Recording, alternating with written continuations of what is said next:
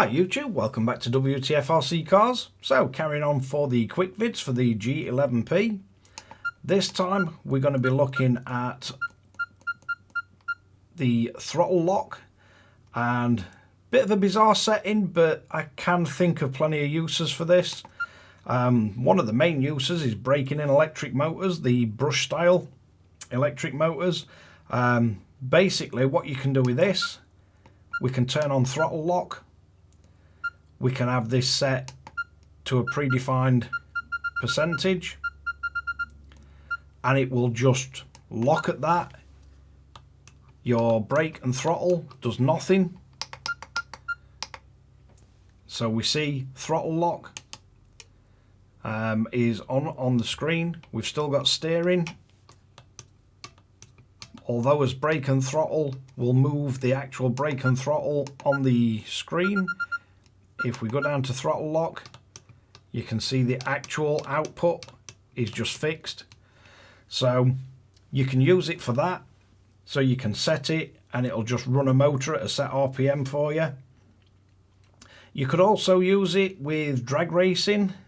So we can have it set as a 0.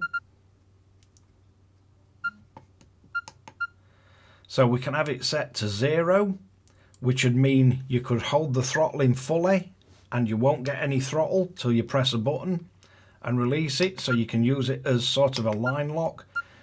And if we come out to a settings, we've got as K settings, so we can come down to throttle lock.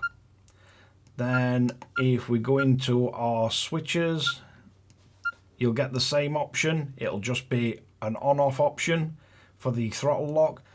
So we've got as button assigned for as throttle lock, so we can use as throttle.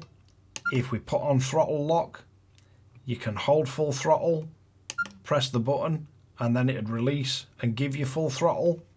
And if we drop into the actual throttle lock setting, so if we look as throttle lock is off, if we press it and turn it on, if I pull the trigger for full throttle, you can see as rate's locked at 0, and as soon as I press the button it gives you full throttle. So if you don't want to use it for braking in motors, you can basically use it as a line lock option. So if you were setting up a drag RC along with servo speed and your throttle curve, you can have this assigned to one button. So you full throttle, press it, and then away, full throttle, off it goes. And then when you let go, you're back to fully operational brakes and throttle. You've got your multiple steps in your throttle curve. Mix that with your servo speed for your throttle, and you've got basically a one button launch that you can have for drag racing. So yeah, nice option to have, multiple uses for this. And the only thing to remember on this, there's no way to set the rate other than on here.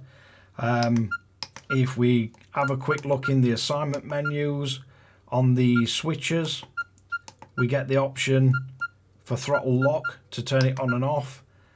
But on the current firmware, if we go into trims, I've not found anywhere that says throttle lock rate.